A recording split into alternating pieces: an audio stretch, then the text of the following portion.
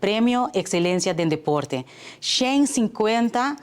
deportistas a queda nominada para a federação. Me tenho visa, tabatong anoche máximo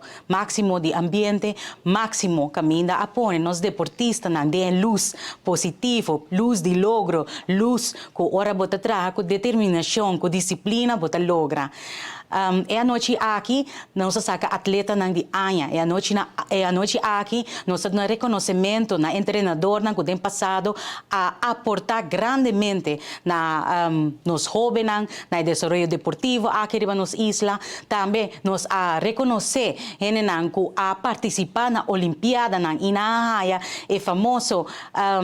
pen que desde o ano passado queda otorgar pen internacional e que seguro mira de cara de Olimpiada não esnanca participar na Olimpiada do passado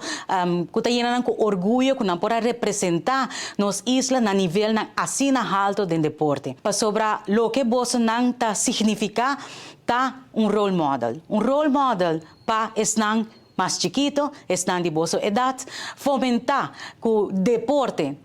abre porta na grande pabo como pessoa, não somente do desenvolvimento personal, também como representante de boa isla, pero hopi bia nós estamos para o último tempo na que o deporte está abrindo hopi porta para o que trata enseñanza. Nós muita não que está hallando scholarship mediante de deporte, dor que não está assim bom de aqui, escola não seguro na merca, está oferecendo nos mucha nang aqui nang nos jovens nang de Aruba scholarship para não por seguir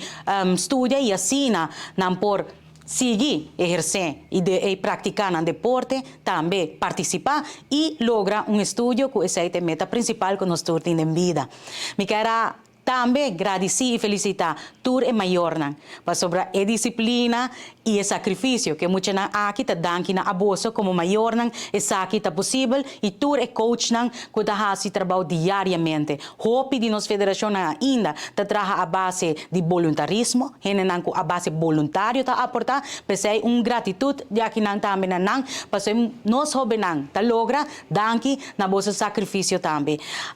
Bem mais me quero terminar na cada unidade. Estava uma noite tremendo, uma noite que me avisa nos mestres seguir percorrer para estruturalmente um lugar e me quero o time dinâmico de ministro Andy Cruz a demonstrar que não propõe evento de talla, dia mais arriba pia mescos com as finales de ano passado. Para bem Aruba, para bem na nossa atleta